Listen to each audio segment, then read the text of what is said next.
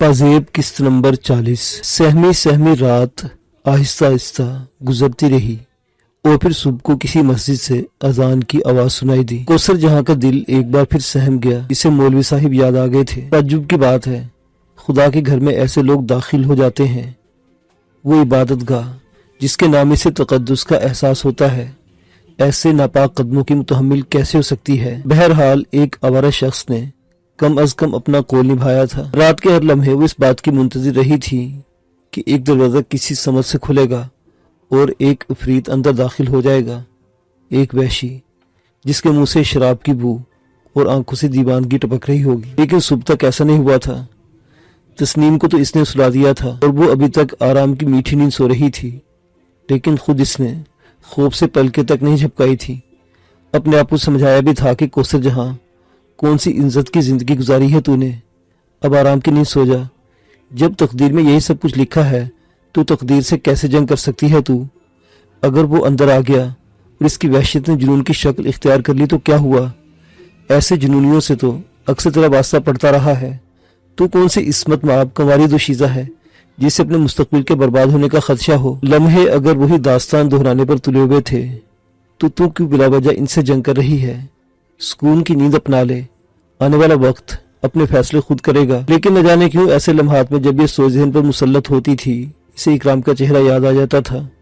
اس نے آرزو کی تھی اپنی ماں کے لیے کہ وہ برائیوں کی طرف قدم نہ اٹھائے، اور کوثر جہاں نے اس کے بعد سے اس کے آرزو کی تکمیل کی تھی اور اب اس حقیقت میں ان راستوں پر قدم بڑھانے کو جی نہیں چاہتا تھا۔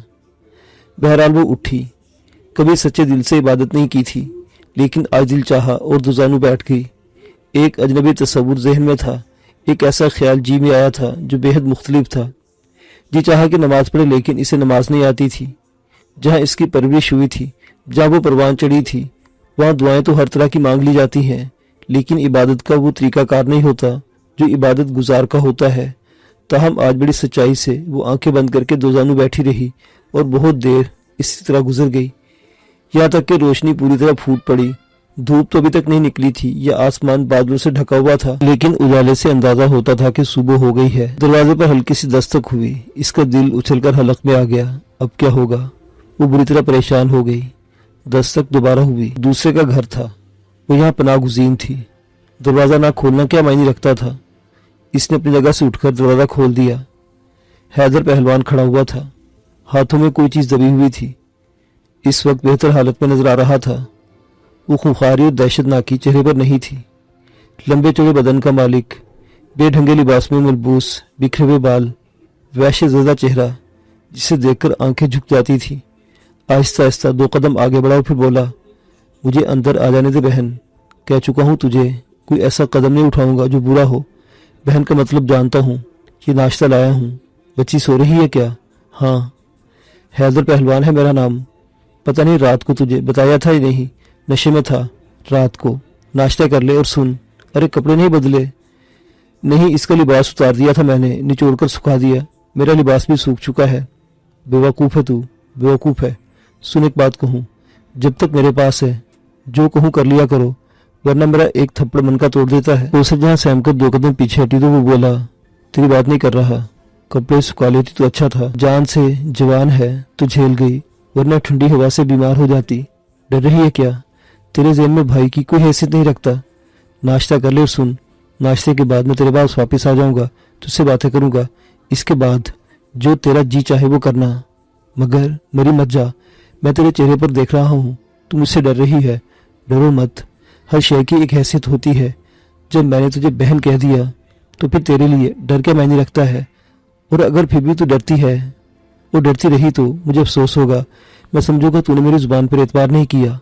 ناشتہ کر لے، بچی کو بھی اٹھا لے، چائے والا چائے لے کر آئے گا تیرے لیے، میں نے اسے کہہ دیا ہے۔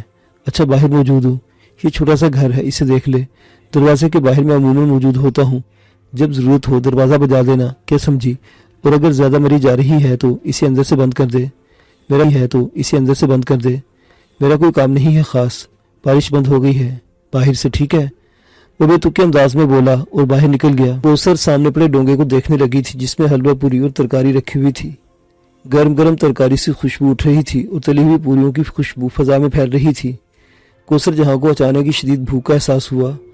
وہ ان جملوں پر غور کرنے لگی۔ پوری رات اس بات کا یقین دلاتی تھی کہ کم از کم جو کچھ اس نے رات کو کہا وہ بھی ٹھیک تھا، اور جو کچھ وہ اب کہہ رہا ہے وہ بھی سچ ہے۔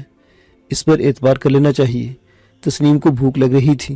پوریوں کی خوشبو ناک تک پہنچی تو آنکھ مسلتی ہوئی اٹھ بیٹھی۔ باجی بھوک لگی ہے، اس نے کہا۔ آؤ تسنیم، تمہارا منہ دھلا دوں، ناشتہ تیار ہے، وہ بولے اور تسنیم کا چہرہ دھلا کر اسے سامنے بٹھا لیا۔ نہ جانے کیوں دل سے ایک اعتماد سے ابھر رہا تھا۔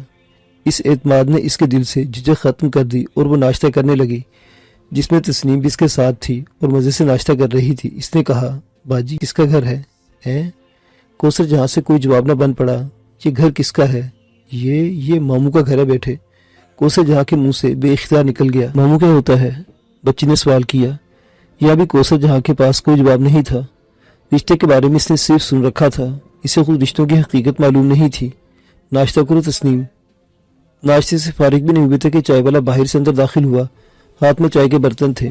اس کے پیچھے حیدر بھی آ گیا۔ اس نے غصیلی آواز میں کہا، ابے کتے کی نسل، کیا کہا تھا میں نے تجھ سے؟ آواز دے کر اندر جانا، گدھے کے پلے۔ منہ اٹھا کر اندر گھسا چلا آیا۔ چائے والے نے حیدر کی بات کا کوئی برا نہیں مانا تھا۔ مسکرا کر پہلے اسے پھر کوثر جہاں کو دیکھا۔ بھابھی ہے پہلوان؟ اس نے سوال کیا۔ برتن رکھ، حیدر نے کہا اور چائے والے نے برتن رکھ دیے۔ ہاں اب بول۔ حیدر پہلوان، بھابھی لائے ہو؟ کتے کے اونٹ، بغیر سوچے سمجھے بولنے کے لیے کس نے کہا تجھ سے؟ دفعہ حوالے کی گردن پکڑی، اسے دور تک گھسیٹ لایا، پھر واپس پلٹ کر بولا، ادھر چائے یا کوئی چیز لے کر آئے تو پہلے آواز دے لینا، سمجھے؟ تو مجھے کیا معلوم تھا؟ چائے والے بھی ڈھیٹ معلوم ہوتا تھا۔ حیدر نے ایک تھپڑ اس کے منہ پر رسید کیا اور وہ ہنستا ہوا باہر نکل گیا۔ کوثر جہاں کے اندر اب ایک عجیب سی کیفیت پیدا ہو گئی تھی۔ آہستہ سے بولی، حیدر بھائی آپ بھی ناشتہ کر لیجئے۔ تو نے کر لیا؟ بچہ تو مجھے دے دے ورنہ اور آ جائے گا، بہت بچا ہوا ہے، لا پھر اٹھا کر باہر لے جاتا ہوں۔ نہیں، آپ یہی ناشتہ کر لیجئے، تیرا منہ پھر سوج جائے گا، مرنے لگے گی ڈر کے مارے، میری شکل دیکھ کر تو تجھے بخار آ جاتا ہے، لا ناشتہ باہر لے جاتا ہوں۔ نہیں، آپ یہی ناشتہ کر لیجئے، کوثر جہاں نے کہا۔ دھت تیرے کی، اس نے کہا اور ہنستا ہوا بیٹھ گیا۔ پھر ایک ایک کر کے نوالا بنا کر حلق میں ٹھونسنے لگا۔ نام کیا ہے تیرا؟ نام بتائے گی؟ میرا نام کوثر۔ یہ لڑکی ہے تیری؟ ہاں۔ اس کا نام کیا ہے؟ تسنیم۔ کہاں سے آئی ہے؟ لاہور سے۔ چاہنے کے باوجود کوثر جہاں کے منہ سے جھوٹ نہیں نکل رہا تھا۔ کیا کہہ رہی تھی رات کو؟ میں ٹھیک سے ہوش میں نہیں تھا۔ کیا کہہ رہی تھی؟ بس یہاں غلطی سے اسٹیشن پر اتر گئی، کوئی ٹھکانہ نہیں ہے میرا، کوئی جگہ نہیں ہے۔ کہاں جا رہی تھی؟ کہیں نہیں۔ کیا مطلب؟ وہ ناشتہ کرتے کرتے رک گیا۔ میں کسی پناہ گاہ کی تلاش میں نکلی تھی، کوئی منزل نہیں تھی میری کوئی منزل نہیں تھی بھائی، جہاں تقدیر لے جانا چاہتی وہاں جا رہی تھی۔ میاں سے لڑ کر آئی ہو؟ نہیں۔ ساس سے جھگڑا ہو گیا کیا؟ ارے ہاں، یہ تو بتا، یہ لڑکی تیری ہے؟ ہاں، کوثر جہاں نے آہستہ سے کہا۔ ضرور پھر میاں نے چھوڑ دیا ہے یا تو خود لڑ کر آئی ہے۔ ماں باپ نہیں ہے کیا تیرے؟ کوئی نہیں ہے میرا۔ کچھ ہو تو بتا، میں سب ٹھیک کر دوں گا۔ کون ہے تیرا میاں اور کیوں جھگڑا کیا اس نے تجھ سے؟ نہیں، آپ یقین کرے بھائی، ایسی کوئی بات نہیں۔ میرا شوہر لاپتہ ہو گیا ہے، اپنی نشانی چھوڑ کر کیا گیا ہے، بے سہارا ہوں، بے بس ہوں، بس خدا کے آسرے پر نکل کھڑی ہوئی، اس بات کی آرزو مند ہوں کہ اللہ مجھے کسی کی پناہ میں دے دے۔ اس سے تو پہلے کہیں رہ رہی ہوگی، بھٹکتی پھر رہی ادھر سے ادھر، تقدیر کی ماری ہوں۔ ایک بات بتائے گی؟ جی۔ میں نے تجھے بہن کہا ہے، کہیں دیکھ رہی کہ میں بدماش ہوں، گنڈا ہوں؟ بھائی کیوں نہیں کہا تو نے مجھے؟ کیا بھائی کا رشتہ بہت برا ہے؟ ارے آدمی کتنا ہی برا ہو، بھائی کی حیثیت تو اچھا ہی ہوتا ہے، کہ تو نے مجھے بھائی کہنے کے قابل نہیں سمجھا؟ کوثر جہاں کی آنکھوں میں آنسو آ گئے، دل بھرا ہوا تھا، بے بسی آخری حدوں کو چھو رہی تھی، اور اب کوئی ایسا سہارا نہیں تھا جس کا دامن پکڑتی۔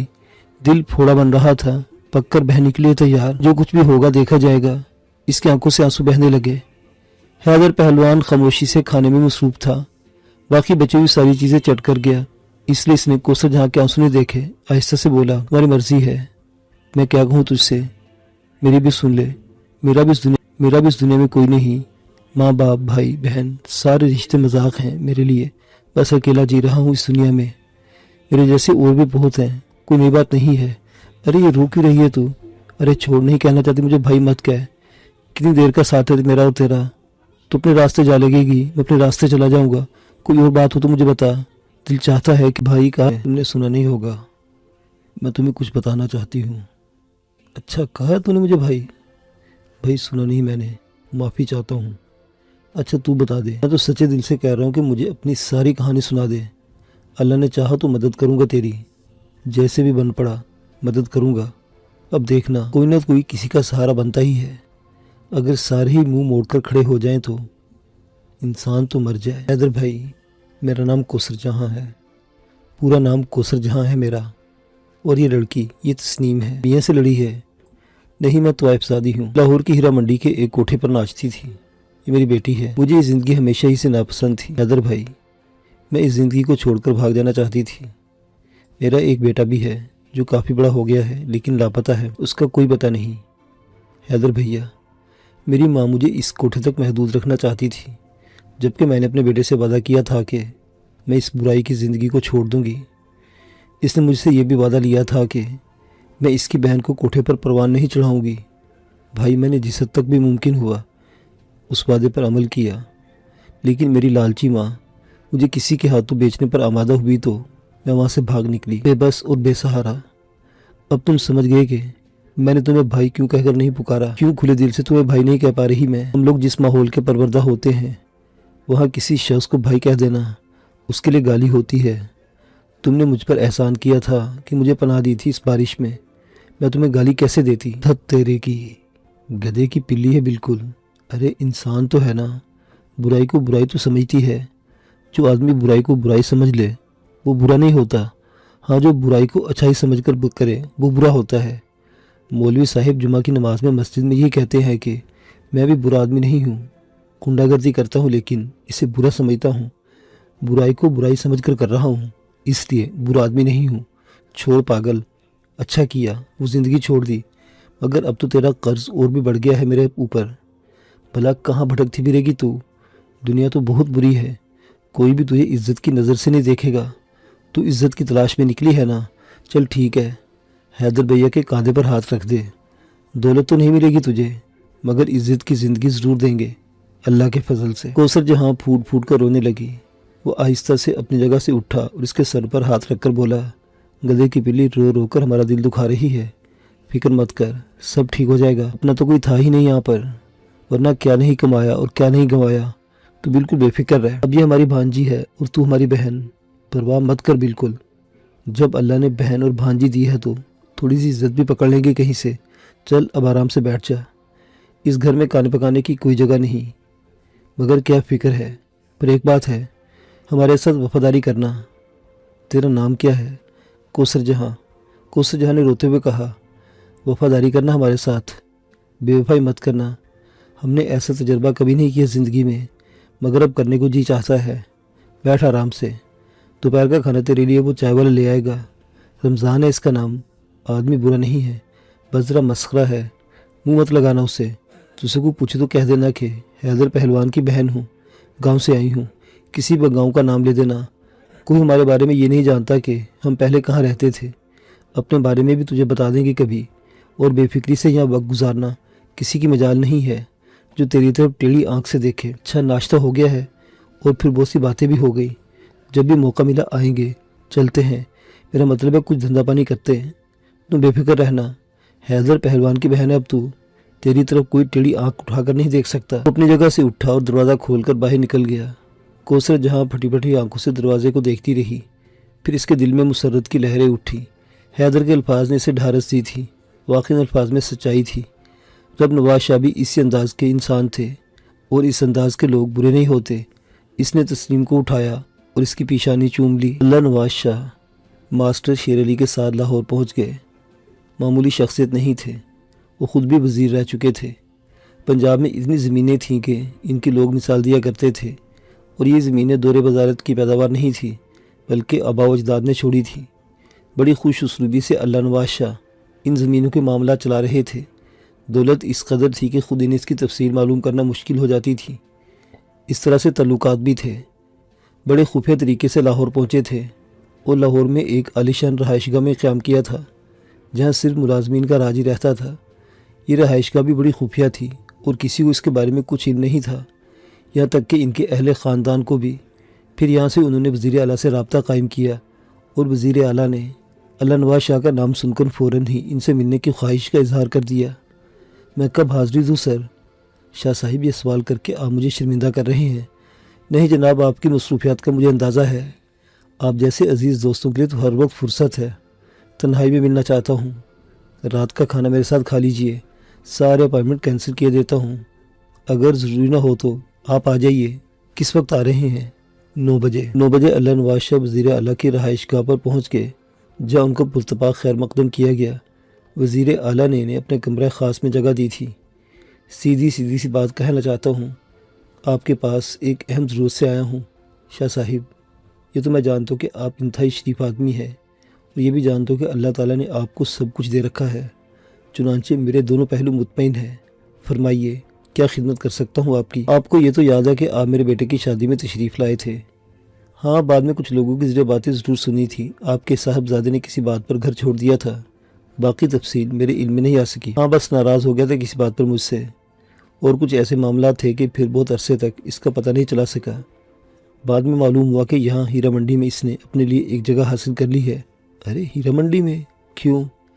اس لیے کہ اس کی ماں طوائف تھی، اور میں نے اس طوائف سے شادی کی تھی جس کے بطن سے وہ پیدا ہوا، لیکن بیچاری اللہ کو پیاری ہو گئی اور اپنی نشانی چھوڑ گئی میرے پاس، جس سے میری موجودہ بیوی نے اولاد کی مانند پرورش کیا۔ پھر ایک احمق آدمی نے عین اس وقت جب اس کا نکاح ہو چکا تھا یہ سوال کر ڈالا کہ وہ طوائف زادہ کہاں ہے۔ بس نادان دوست ایسے ہی ہوتے ہیں۔ جب اسے معلوم ہوا وہ جذباتی اور حساس نوجوان تھا، اس نے کہا کہ وہ میرے ساتھ نہیں رہے گا۔ مجھے بات نہیں معلوم تھی کہ وہ ہیرا منڈی میں آ کر آباد ہو گیا ہے، کبھی سوچا بھی نہیں تھا میں نے۔ بہرحال وہ وہاں رہتا رہا۔ پھر کسی بات پر کچھ لوگوں سے اس کی ٹسل ہو گئی اور اس نے یہاں ایک بڑا اسکول جلا ڈالا۔ کسی بچے کو وہاں تعلیم دلانا چاہتا تھا جو طوائف زادہ تھا۔ آپ کو یہ تو اندازہ ہو چکا ہوگا کہ وہ ایک جذباتی کیفیت میں گھر چھوڑ کر نکلا تھا۔ اس اسکول میں اس بچے کو جگہ نہیں دی گئی تو طیش میں آ گیا۔ ہاں، یہ واقعہ بھی میرے علم میں ہے۔ او ہو، رب نواز یہی نام ہے نا آپ کے بیٹے کا؟ ہاں، اور آپ کے پاس اس لیے آیا ہوں کہ یہ کیس رب نواز پر سے ختم کر دیجئے۔ اوہ اچھا، جتنا بڑا وہ اسکول تھا اس جیسے 6 اسکول بنوانے کی پیشکش کرتا ہوں۔ پوری سنجیدگی کے ساتھ اسے اسی طرح تعمیر کر دیا جائے گا، رب نواز پر سے کیس ختم کر دیا جائے۔ شاہ صاحب، آپ نے حکم دیا، ہم نے تعمیل کی، آپ کون سا ہمیں بار بار کہیں گے؟ اتنا سا کام اگر ہم نے نہ کیا تو ہم خود اپنی نگاہوں میں گر جائیں گے۔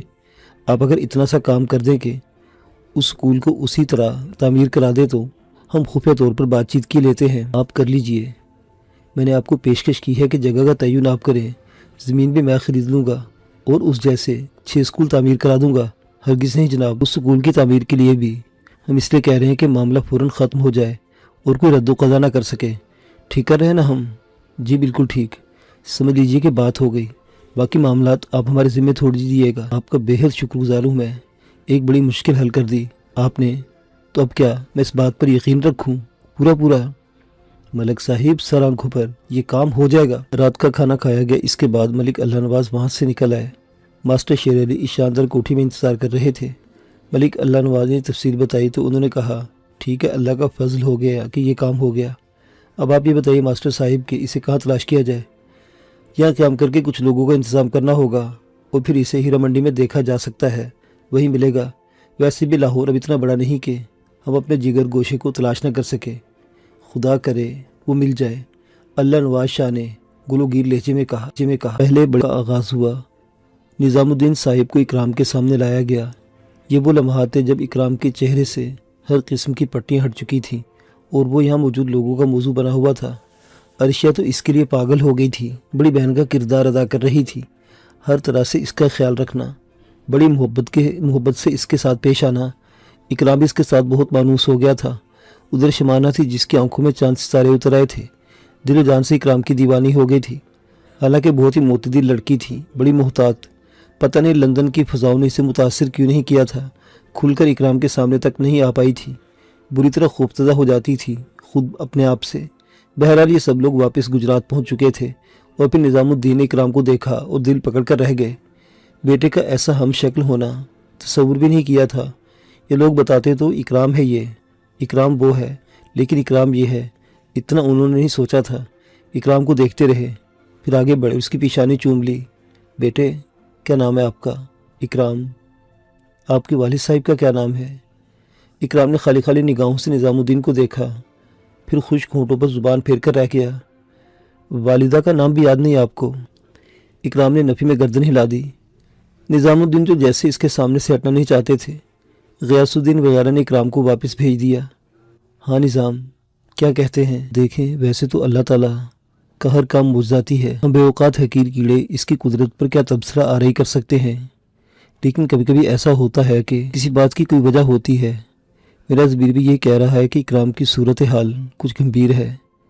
کیا ہو سکتے آپ کے خیال میں؟ ایک انکشاف کر رہا ہوں میں آپ لوگوں پر۔ شمس الدین مستقل لندن جا کر کیوں آباد ہو گئے؟ وہ یہاں کیوں نہیں آتے؟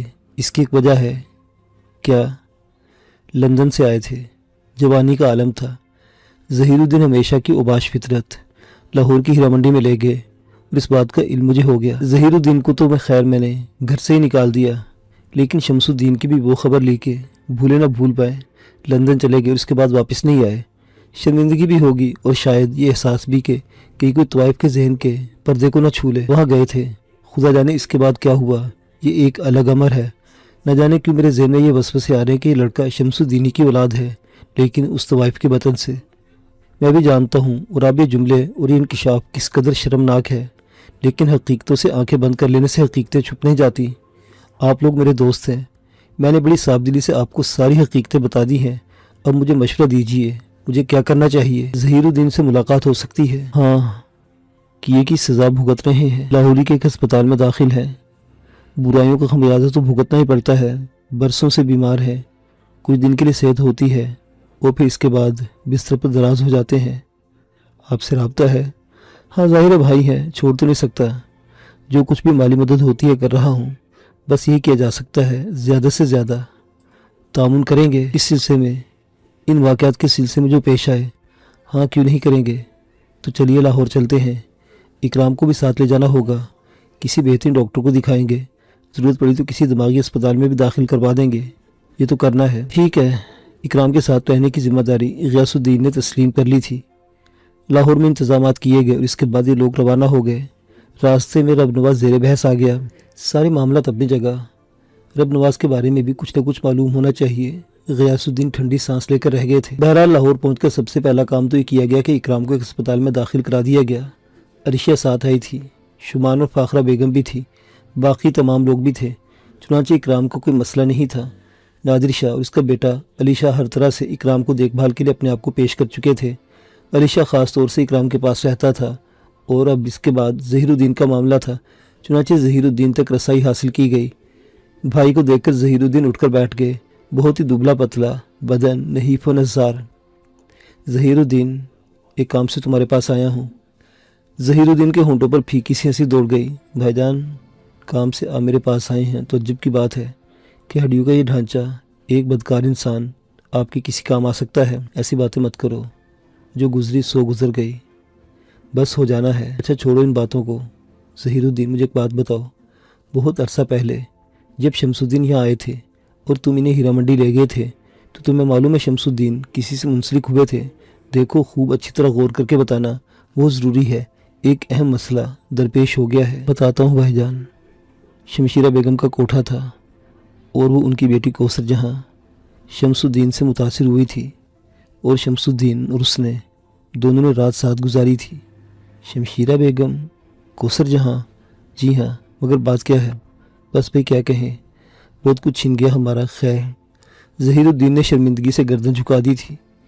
یہ انکشاف بقیہ افراد کے سامنے کیا گیا تو جواد حسین نے کہا کہ اب تو اس میں کوئی شک و شبہ نہیں رہا کہ اکرام شمس الدین کی اولاد ہے۔ بھائی ایک وقت ایسا آتا ہے جب انسان شرمندہ ہوتے ہوتے آخر میں ڈھیٹ ہو جاتا ہے، میری بھی یہی کیفیت ہے۔ میں اس بات کو نظر انداز کر کے اب آپ لوگوں سے مزید مشورہ چاہتا ہوں۔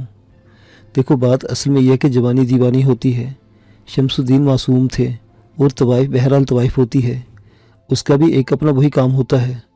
ہمیں سب سے پہلے اکرام کے ہوش مند ہونے کا انتظار کرنا ہوگا۔ اس دوران نادر شاہ، کہ تم ہیرا منڈی سے کوثر جہاں کے بارے میں معلومات حاصل کر سکتے ہو؟ جی بھائی جان، کیوں نہیں؟ نادر شاہ نے بڑے بھائی کو جواب دیا۔ تو پھر ہم یہ کارروائی کرتے ہیں، ایک طرف ہمیں رب نواز کی تلاش ہے، جو ان کے بارے میں ساری تفصیلات کا پتہ چلنا چاہیے۔ کوشش یہ کریں گے کہ ان کے بھی گلو خلاصی کس طرح ہو سکے۔ قتل و غارت گری تو نہیں کی، بس جذباتی ہو کر ایک سکول جلا دیا اور اسے نکٹا کر دیا۔ خیر وہ تو بے اوقات آدمی ہے، اس کو تو میں سنبھال لوں گا، لیکن باقی سارے معاملے بھی بڑی سنجیدگی سے طے کرنے ہیں اور یہ دیکھنا ہے کہ ہم لوگ کیا کر سکتے ہیں۔ یہ انکشاف ہو گیا ہے کہ اکرام شمس الدین ہی کی اولاد ہے، باقی سارے معاملات دیکھنا ہوں گے۔ ٹھیک ہے، سب لوگ اس بات پر متفق ہو گئے۔ حیدر پہلوان کون تھا، کیا تھا؟ کوثر جہاں کو اس کا کچھ پتہ نہیں تھا، لیکن جو اندازہ اس کو ہوا تھا وہ یہ ظاہر کر رہا تھا کہ قدرت اس پر مہربان ہوئی ہے اور ایک اچھے انسان سے ملاقات ہو گئی ہے جو اسے عارضی سہارا تو دے ہی سکتا ہے۔ حالانکہ وہ خود شرمندہ تھی، کوئی بھی تو رشتہ نہیں تھا اس سے، ہر طرح سے کوثر جہاں کا ساتھ دے رہا تھا، اسے بہت سا کپڑا لا کر دیا تھا۔ کوثر جہاں نے اس سے پوچھا تھا کہ کیا اسے سینہ پرونا آتا ہے تو اس نے بے بسی کا اظہار کر دیا تھا۔ تب حیدر پہلوان نے کسی اور عورت سے ان دونوں کے کپڑے سلوائے، کھانے پینے کی بہت سی اشیاء اس نے یہاں لا کر جمع کر دی تھی اور کہا تھا بس بہن، ہمارے آگے پیچھے کوئی نہیں تھا اور گھر میں کھانے پینے کا انتظام نہیں تھا، کیونکہ ہم تو جہاں بیٹھے کتے کی طرح منہ مار لیا، لیکن اب تو ہمارے پاس آ گئی ہے تو اب تو کھانے پینے کا انتظام گھر پر ہی کریں گے۔ تجھے تکلیف تو ہوگی مگر ہم بھی گھر کا مزہ لیں گے۔ کوثر جہاں نے گردن جھکا دی تھی۔ تقریباً 11-12 دن ہو گئے تھے یہاں آئے ہوئے۔ حیدر پہلوان کی نیت کا صاف اظہار ہو گیا تھا، وہ صاف ستھرا انسان تھا۔ کیا کرتا ہے کہ ذریعہ معاش اس کے بارے میں ابھی تک کچھ معلوم نہیں ہو سکا تھا۔ صبح کو گھر سے جاتا اور شام کو واپس آ جاتا، لیکن اس نے اپنا ٹھکانہ گھر سے باہر ہی رکھا ہوا تھا۔ کئی بار کوثر جہاں کا دل چاہا کہ اسے اس موضوع پر بات کرے مگر اس کی ہمت نہیں پڑی۔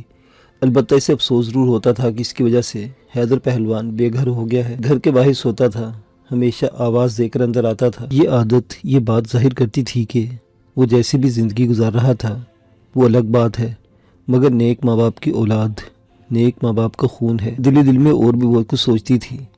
ہیرا منڈی سے نکل کر یہاں آ گئی تھی اور اس نے حیدر پہلوان کو اپنے بارے میں سب کچھ بتا دیا تھا۔ اس کے باوجود حیدر نے اسے بہن کی حیثیت سے قبول کر لیا تھا۔ یہ کوئی معمولی بات نہیں تھی، ایسے کسی ٹھکانے کا اس نے تصور تک نہیں کیا تھا۔ وہ تو اس دہشت کا شکار تھی کہ آئندہ نہ جانے کیا ہوگا۔ پہلے جو دو تجربے ہوئے وہ بڑے خوفناک تھے۔ وہ تھے تو دونوں ہی دیندار، لیکن دونوں ہی کی نیتوں میں فتور۔ اگر یہ بھی نہ ملتا تو کیا ہوتا؟ بات تو کچھ بھی نہ تھی، ایک جہنم سے نکلتی تو دوسری میں پھنس جاتی۔ چنانچہ عارضی سے ہی لیکن سہارے کے لیے حیدر پہلوان سے اچھا انسان اور کوئی نہیں مل سکتا تھا۔ اس نے خوش دلی سے حیدر کی ہر پیشکش قبول کر لی اور مزید 2-3 دن گزر گئے۔ پھر ایک شام حیدر نے اندر آنے کی اجازت طلب کی اور اس کی اجازت دینے پر اندر آ گیا۔ تسنیم اب حیدر سے بہت زیادہ مانوس ہو گئی تھی اور وہ اس کے لیے چیزیں بھی لاتا رہتا تھا۔ تسنیم اسے اپنے کسی سگے کی مانی چاہنے لگی تھی۔ اس ماحول میں تسنیم نے ایک بار بھی کسی افتاد کا اظہار نہیں کیا تھا۔ حالانکہ روشنی و چمک دم سے یہاں پہنچی تھی مگر شاید یہ سادہ زندگی اسے پسند آئی تھی۔ اس وقت تسنیم دوڑ کر حیدر کی گود میں چلی گئی۔